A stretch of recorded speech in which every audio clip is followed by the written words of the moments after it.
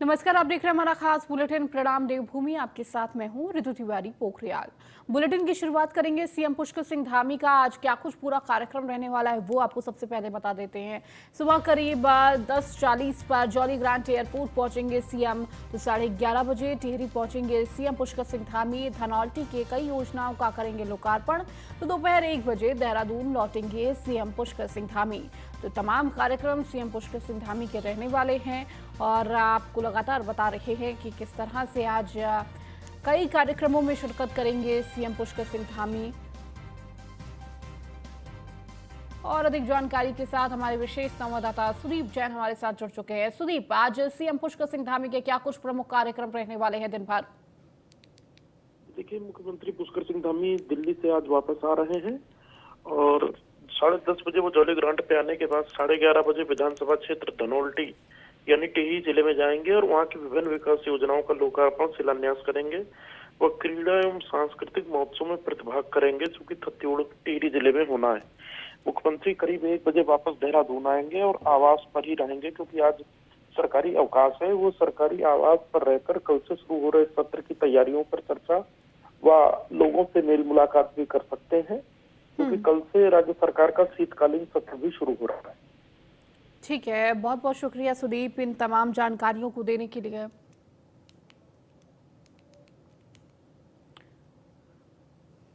तो धनौल्टी में भी कई योजनाओं का लोकार्पण सीएम पुष्कर सिंह धामी करेंगे, तो दोपहर 1 बजे दोबारा देहरादून लौट आएंगे सीएम पुष्कर सिंह धामी।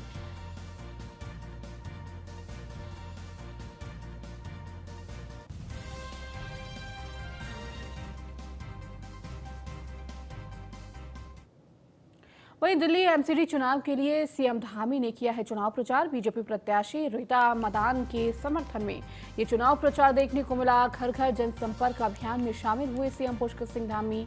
तो दिल्ली में एमसीडी चुनाव है और इस रण में सीएम पुष्कर सिंह धामी 2 दिनों तक पूरा चुनाव प्रचार उनका रहा। तो घर घर जाकर चुनाव प्रचार करते हुए नजर आए सीएम पुष्कर सिंह धामी। तो बीजेपी के पक्ष में वोट देने के लिए अपील करते रहे। तो रीता मदान जो कि प्रत्याशी हैं, उनके पक्ष में वोट मांगते हुए सीएम पुष्कर सिंह धामी नजर आए। उनके साथ ही लगातार डोर टू डोर कैंपेन करते हुए सीएम पुष्कर सिंह धामी, जहां उनका भव्य स्वागत भी किया गया।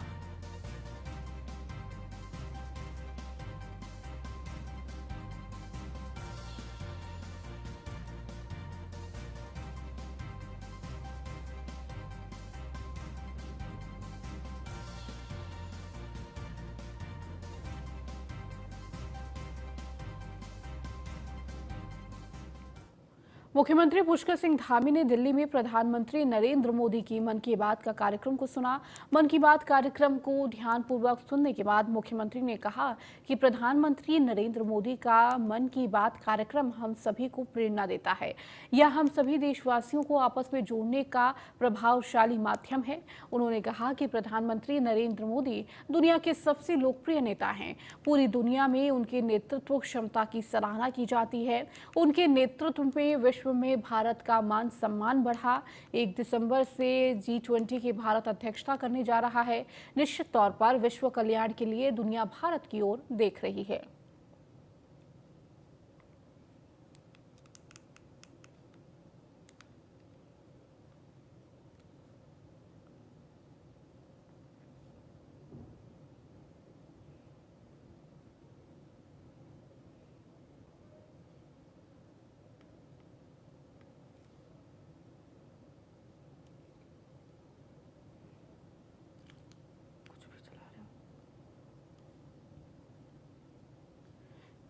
तो आपको बता दें कि कल प्रधानमंत्री की मन की बात का कार्यक्रम था और इस दौरान उन्होंने मन की बात में कई सारे मुद्दों की चर्चा की।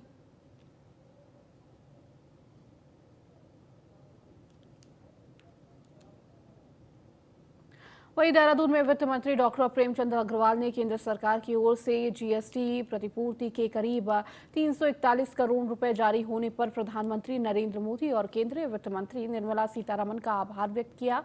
आपको बता दें कि वस्तु और सेवा कर कार्यान्वयन के कारण उत्तराखंड को महीने जून 2022 तक के लिए राजस्व की हानि की क्षतिपूर्ति के रूप में 744.84 करोड़ रुपए का लेखागत भुगतान किया जाना शेष था और इसी क्रम में केंद्र सरकार की ओर से उत्तराखंड को रुपए प्राप्त हुए हैं।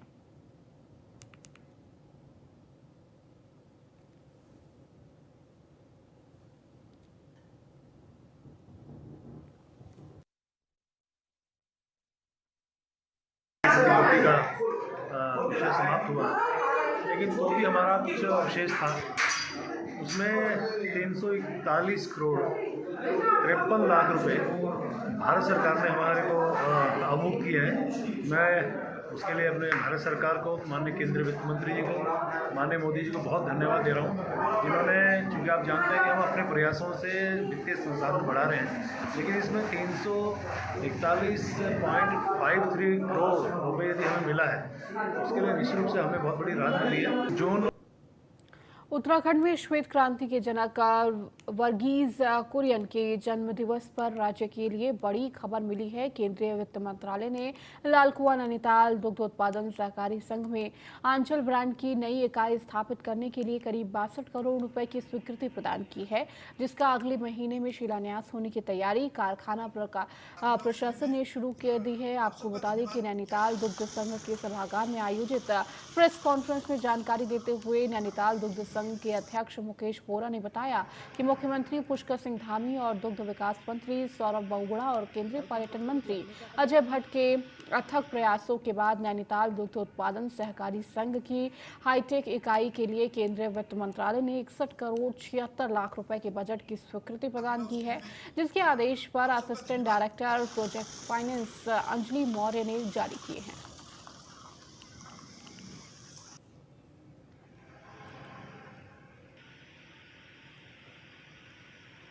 तो वित्त विभाग की तरफ से ये करीब 62 करोड़ रुपए जारी हुए हैं। सीएम धामी का सहकारी संघ ने आभार जताया। तो दुग्ध उत्पादन सहकारी संघ की हाईटेक यूनिट जारी हुई है।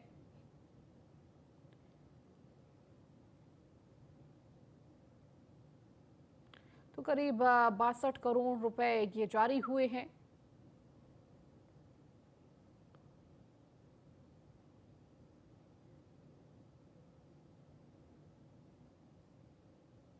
अधिकारियों, कर्मचारियों, प्रबंधन कमेटी सदस्यों सहित हमारे संस्था से जुड़े हुए सभी दुग्ध उत्पादक जो 29 जा रहे हैं, उपभोक्ता लाखों में और हमारे परिवारकर्ता सहित तमाम प्रत्यक्ष अप्रत्यक्ष रूप से जो लोग जुड़े हैं, उन सब का आप सबके माध्यम से इस राष्ट्रीय दुग्ध दिवस में हार्दिक स्वागत करता हूँ, अभिनंदन करता हूँ। और जो सफलता आज नैनीताल दुग्ध संघ को माननीय मंत्री सौरभ बहुगुणा जी के प्रयास से मिली है, उसका श्रेय भी मैं अपने अधिकारी, कर्मचारी और उत्पादकों को देते हुए माननीय मंत्री सौरभ बहुगुणा जी को देता हूँ कि उन्होंने जितना कम समय में प्रयास करके हमको बहुत बड़ी राशि स्वीकृत कराई है। खाना पूर्ति कर रहे नेशनल हाईवे की कोई ठेकेदार फोर लाइन का काम बंद कर दिया, जो कि लाल कुआं से लगा के हल्द्वानी तक जगह जगह छत रास्ताएं हैं, आयोजन दुर्घटनाएं हो रही और सरकार ने कुछ पैसे से दे के कहीं कहीं गड्ढों अड्डों को डामर डलवाया, जो बहुत ही एक आधे 15 दिन में ऊपर जाएगा। उसकी फोर लाइन की स्थिति जब तक कोई ठेकेदार द्वारा पुनः नया काम शुरू किया जाए और फोर लाइन न बनाया जाए, तब तक समस्या ऐसी ही बनी रहेगी। मेरा अनुरोध है सरकार से कि इसको फोर लाइन को जल्द जल्द काम शुरू कराया जाए, जिससे लोगों का रास्ते में एक्सीडेंट और रास्ता में यातायात सुगमता पैदा हो। खाना पूर्ति देहरादून में विधानसभा के आगामी शीतकालीन सत्र के सफल संचालन के लिए विधानसभा अध्यक्ष ने महत्वपूर्ण सुरक्षा संबंधी बैठक की है और इसी दौरान बैठक में सभी लोगों के सुविधाओं और सुरक्षा का ध्यान में रखते हुए अहम बिंदुओं पर चर्चा की गई। साथ ही संबंधित विभागों के प्रमुखों को विधानसभा अध्यक्ष द्वारा आवश्यक कार्रवाई के निर्देश भी दिए गए। तो आगामी शीतकालीन सत्र पर ये बैठक की गई। आपको बता दें शीतकालीन सत्र आहूत होना है और इसी से पहले विधानसभा अध्यक्ष ने ये प्रमुख बैठक ली है, जहां पर सुरक्षा और सुविधाओं को ध्यान में रखते हुए ये बैठक बुलाई गई थी।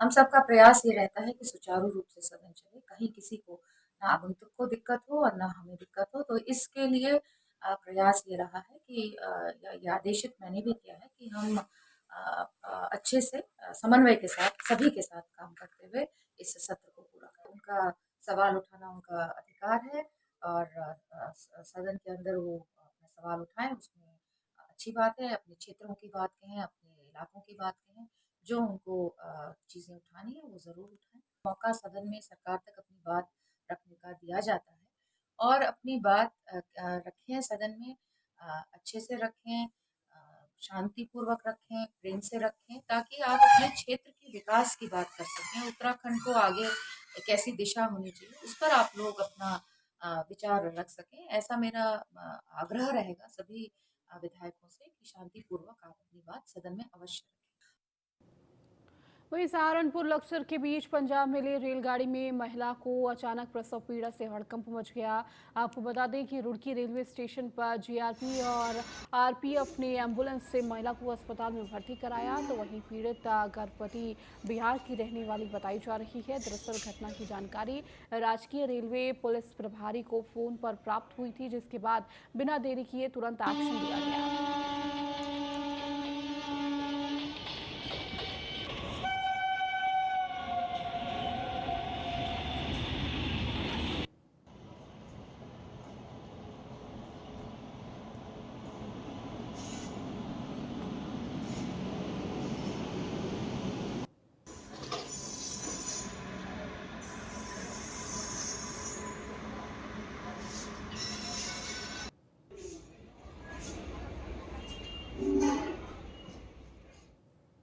मसूरी गर्ल्स इंटर कॉलेज के सभागार में छात्रों की स्वास्थ्य संबंधी कार्यशाला का आयोजन किया गया।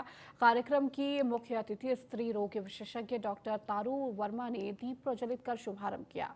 आपको बता दें कि भारत विकास परिषद मसूरी के अध्यक्ष राजश्री रावत ने मुख्य अतिथि को फूलों का गुलदस्ता और शॉल भेंट कर स्वागत किया। और वहीं इस मौके पर स्त्री रोग विशेषज्ञ तारू वर्मा ने छात्रों को प्रोजेक्टर के माध्यम से युवतियों को युवा अवस्था में हो रही शारीरिक बदलाव के बारे में जानकारी दी। इस मौके पर भारत विकास परिषद मसूरी की ओर से छोटे बच्चों के लिए 20 गर्म स्वेटर वितरित किए गए, जिसमें उनको ठंड से राहत मिल सके।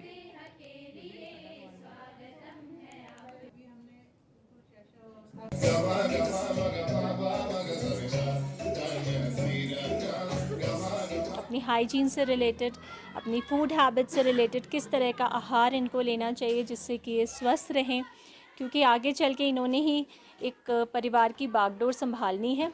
तो ये उचित उम्र है जिस समय इन बच्चियों को जागरूक किया जाए कि वो अपनी सेहत का ख्याल हर मायने में किस तरह से रख पाएँ। जागरूकता ही बचाव है, बिल्कुल सही बात है। Prevention is better than cure. आज अगर ये किसी भी अपनी माहवारी से रिलेटेड बात को जो भी मैंने समझाया है उसको थोड़ा बहुत भी अगर ध्यान में रख पाती हैं, उन चीज़ों को फॉलो कर पाती हैं, साफ़ सफाई का ध्यान रख पाती हैं, एनीमिया जैसी बीमारियों से बच पाती हैं, तो डेफिनेटली ये हमारे समाज में एक अच्छा मैसेज भी जाएगा। अपनी लड़कियों की समस्याएं हैं उसके विषय में उन्होंने पूरा लैपटॉप पे समझाया, प्रोजेक्टर के माध्यम से पूरी पिक्चर डायग्राम दिखा कर उन्हें समझाया और बच्चे भी इतने खुश हुए और उनकी एक तरह से उनको जागरूकता हुई कि जो क्वेश्चन हम अपने माँ बाप से नहीं पूछ सकते, अपने टीचर से नहीं पूछ सकते, वो डॉक्टर के माध्यम से उनको हल किया गया। यही बचाव है, क्योंकि ऐसी हाइजीन की भी कई समस्याएं होती हैं जो हमारे विभिन्न तबके, विभिन्न वर्ग के लोग बच्चे यहाँ आते हैं, तो उनके घरों में इतनी हाइजीन के विषय में जो जानकारी नहीं बताई जाती वो आज डॉक्टर मैडम के माध्यम से बताई गई। ऋषिकेश में अपनी 2 सूत्रीय मांगों को लेकर उत्तराखंड परिवहन महासंघ उग्र आंदोलन करने का मन बना चुका है। आंदोलन की रणनीति तय करने के लिए उत्तराखंड परिवहन महासंघ के बैनर तले तमाम परिवहन संस्थाओं से जुड़े पदाधिकारियों ने मीटिंग की है और इसी दौरान फैसला लिया कि 29 नवंबर को पूरे राज्य के परिवहन व्यवसायी ऋषिकेश में एकत्रित होकर सरकार के खिलाफ धरना प्रदर्शन करेंगे। यदि इसके बाद भी सरकार ने परिवहन व्यवसायियों की मांगों पर ध्यान नहीं दिया तो चरणबद्ध तरीके से आंदोलन करने की चेतावनी परिवहन व्यवसायियों ने सरकार को दी है। आपको बता दें कि परिवहन महासंघ की पहली मांग ऋषिकेश, देहरादून, हरिद्वार और रुड़की में डीजल में चलने टेम्पो को नीति बनाकर धीरे धीरे चलन से बाहर करने और दूसरी मांग सभी कॉमर्शियल वाहनों की टेस्टिंग ARTO कार्यालय में कराने की है।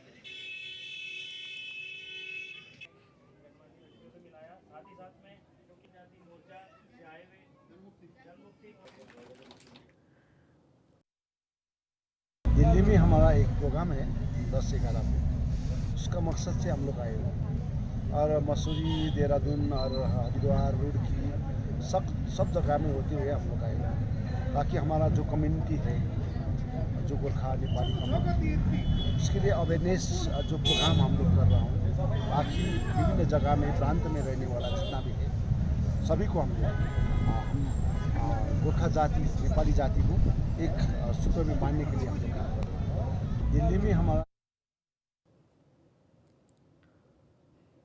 वहीं मसूरी में एक होटल के सभागार में जयश्री क्लब क्यारकुली भट्टा मसूरी द्वारा सम्मान समारोह आयोजित किया गया। राज्य स्थापना दिवस के मौके पर शानदार प्रस्तुति देने वाले 5 कलाकार प्राची ठाकुर, राधिका जदवान, साक्षी रावत, संजीवनी बचवान और मेघा को पुरस्कृत किया गया। सम्मान समारोह में बतौर मुख्य अतिथि क्यारकुली भट्टा ने कहा कि प्रतिभावान बच्चों को सम्मानित करते हुए अपने आप को गौरवान्वित महसूस कर रही हूं। उन्होंने कहा कि बच्चों की प्रतिभा को निखारने का यह बेहतरीन मंच है और इससे बाल कलाकारों का मनोबल बढ़ता है। इस मौके पर जयश्री क्लब की अध्यक्ष माधुरी टमटा ने बताया कि जयश्री क्लब के 5 कलाकारों ने राज्य स्थापना दिवस के मौके पर आयोजित सांस्कृतिक कार्यक्रम में शानदार प्रस्तुति दी थी, जिसको लेकर क्लब द्वारा बाल कलाकार का सम्मानित किया गया, जिससे कलाकारों के मनोबल को बढ़ाया जा सके।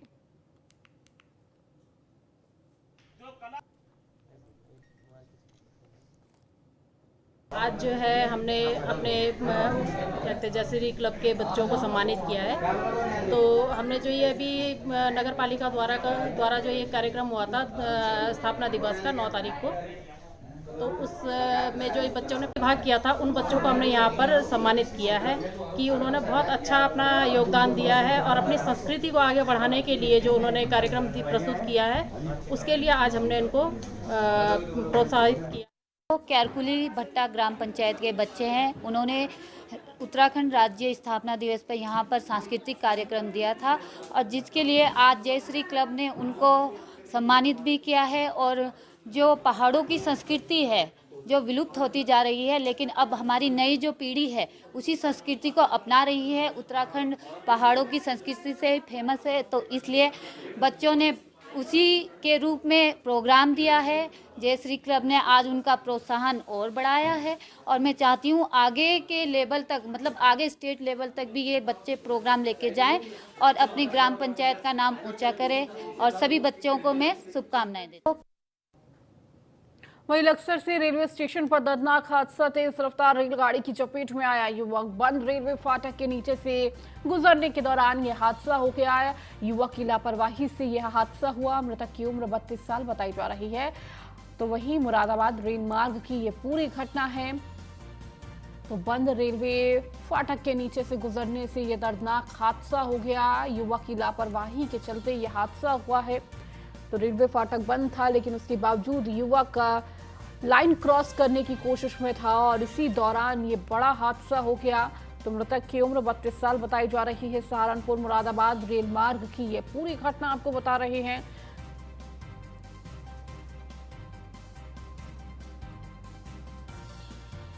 तो तेज रफ्तार रेलगाड़ी की चपेट में एक युवक आया। तो बंद रेलवे फाटक के नीचे से गुजरने के दौरान ये बड़ा हादसा हो गया, जहां युवक ने अपनी जान गंवा दी। युवक की लापरवाही से ये हादसा हुआ। तो 32 साल उम्र बताई जा रही है मृतक युवक की।